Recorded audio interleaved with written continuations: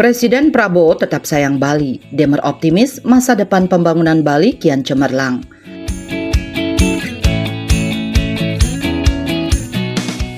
Anggota Komisi 6 DPR RI Dapil Bali, Gede Sumarjaya Linggih yang akrab disapa Demer, optimistis masa depan pembangunan Bali akan tetap berjalan meski di tengah keterbatasan anggaran baik di tingkat pusat APBN maupun daerah APBD.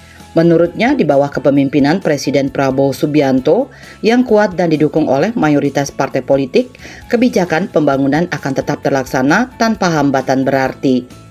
Terlebih lagi, program retreat akan semakin mempererat hubungan antara pusat dan daerah.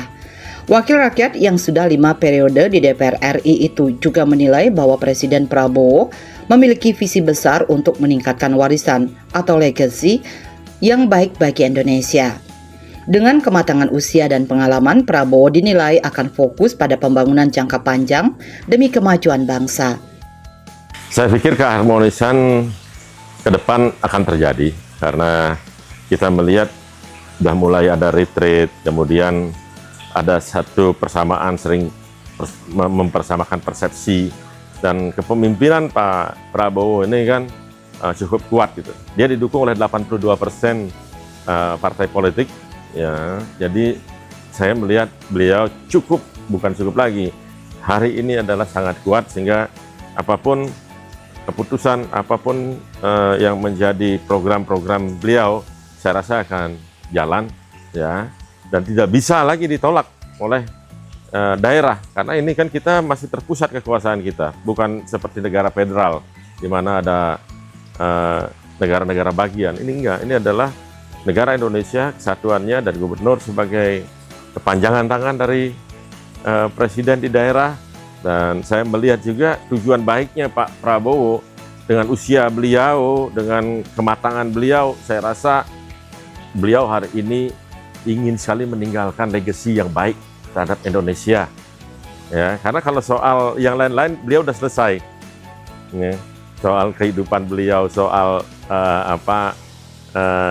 harta, kekayaan, gitu. Tapi yang menjadi cita-cita beliau, saya yakin adalah menjadikan Indonesia yang lebih maju, Indonesia yang lebih baik, sehingga beliau nantinya akan menjadi legacy, akan menjadi sebuah pahlawan pembangunan di Indonesia ini.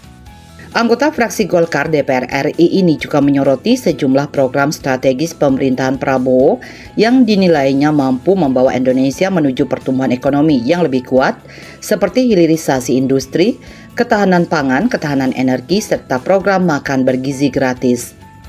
Demer yang sebelumnya telah melakukan kunjungan kerja ke Rusia mencontohkan bahwa negara tersebut berhasil menerapkan program hilirisasi.